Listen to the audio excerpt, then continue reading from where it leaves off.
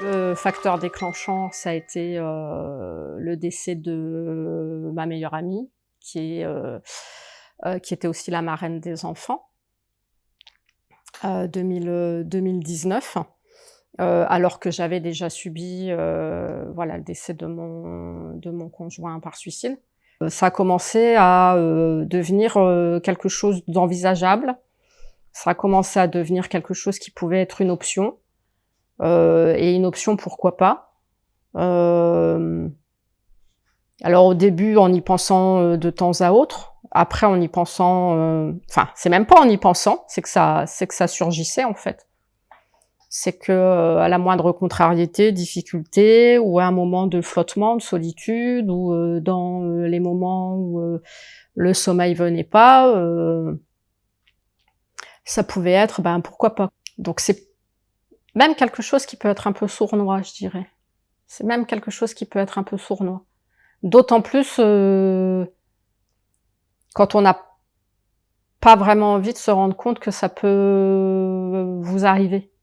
En tout cas, que ça peut m'arriver à moi, quoi. La crise suicidaire, c'est quelque chose d'hyper impactant, quoi. Et ça a une connotation, enfin, c'est pas que la connotation, mais ça a une empreinte tellement négative, tellement c'est très profond, quoi. Donc la crise suicidaire, c'est pas juste ouais, je vais pas bien, machin bidule. Non, c'est bien plus que ça, quoi. On est meurtri dans la chair, on est meurtri dans l'âme, on est en souffrance extrême. La souffrance extrême, c'est quelque chose qui tue, ça bouffe, quoi. Jamais j'aurais pensé en 2011, jamais j'aurais pensé en arriver à ce stade-là, jamais. Pour ressentir un peu de sécurité, ça a été rapide parce que je l'ai dit à quelques personnes, et ces quelques personnes-là, du coup, elles prenaient de mes nouvelles. Aller vers les personnes qui nous inspirent, qui nous connectent à la vie, le plus possible, le plus vite possible. Donc c'est pas forcément aller vers les personnes qu'on aime bien. C'est aller avec les personnes qui vont nous aider. C'est différent. Parce que si je suis dans mon cercle d'amis et que j'ai des pensées à intention suicidaire et que ma super copine a des pensées à intention suicidaire, on est d'accord que je l'adore, ma copine, mais ça va pas m'aider, là. C'est pas ça qui va me connecter avec la vie. Je lisais dans des articles, et il paraît que parler, ça fait du bien. J'avais pas envie de parler, hein. Donc je me suis dit, bon, je vais peut-être tenter le coup. Allez, je vais essayer. Il paraît que ça marche. Quand tout le monde dit que ça marche, même si on n'est pas convaincu, on se dit, bon, je vais essayer. Mais j'étais pas convaincue du truc, et ça a pas marché tout de suite, hein.